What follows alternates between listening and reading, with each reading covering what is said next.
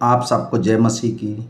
आज तारीख है 22/9/2025 और हम सुबह का वचन पढ़ेंगे। हम पढ़ेंगे गलातियों की पुस्तक में से और उसका एक अध्याय। पौलुस की जो न मनुष्यों की ओर से और न मनुष्यों के द्वारा वरन यीशु मसीह और परमेश्वर पिता के द्वारा जिसने उसको मरे हुओं में से जिलाया प्रेरित है, और सारे भाइयों की ओर से जो हमारे साथ हैं गलातियों की कलीसियाओं के नाम परमेश्वर पिता और हमारे प्रभु यीशु मसीह की ओर से तुम्हें अनुग्रह और शांति मिलती रहे। उसी ने अपने आप को हमारे पापों के लिए दे दिया ताकि हमारे परमेश्वर और पिता की इच्छा के अनुसार हमें इस वर्तमान बुरे संसार से छुड़ाए। उसकी स्तुति और बढ़ाई युगान युग होती रहे। आमीन। मुझे आश्चर्य होता है कि जितने तुम्हें मसीह के अनुग्रह में बुलाया उससे तुम इतनी जल्दी फिर कर और भी प्रकार के समाचार की ओर झुकने लगे, परंतु वह दूसरा सुसमाचार है ही नहीं।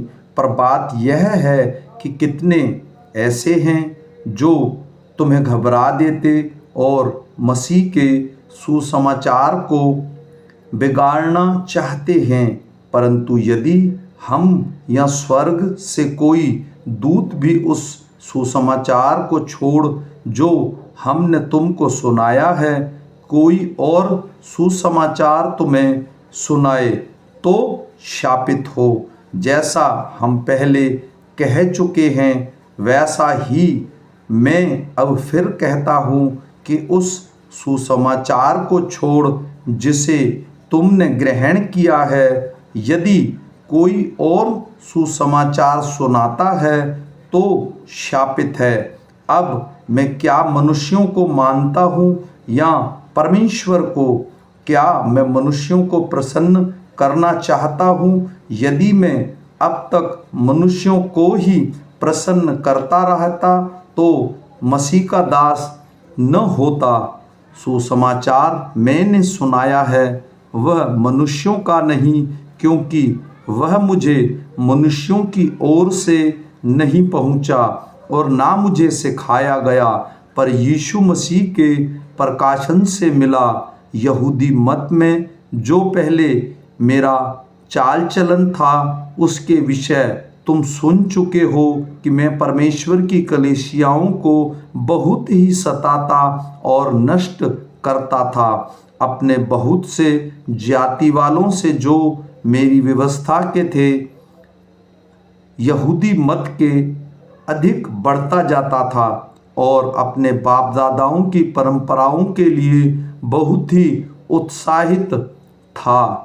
परंतु परमेश्वर की जिसने मेरी माता के गर्भ ही से मुझे ठहराया और अपने अनुग्रह से बुला लिया, जब इच्छा हुई कि मुझ में अपना पुत्र को प्रकट करे कि मैं अन्य जातियों में उसका सुसमाचार सुनाऊं, तो मैंने मांस और लहू से सलाह ली और ना यरूशलेम को उसके पास गया जो मुझसे पहले प्रेरित थे, परंतु अरब को चला गया और फिर वहाँ से दशमिक को लौट आया। फिर 3 वर्ष के बाद मैं कैफा से भेंट करने के लिए यरूशलेम गया और इसके पास 15 दिन तक रहा, परंतु प्रभु के भाई याकूब को छोड़ और प्रेरितों में से किसी से न मिला। जो बातें मैं तुम्हें लिखता हूँ,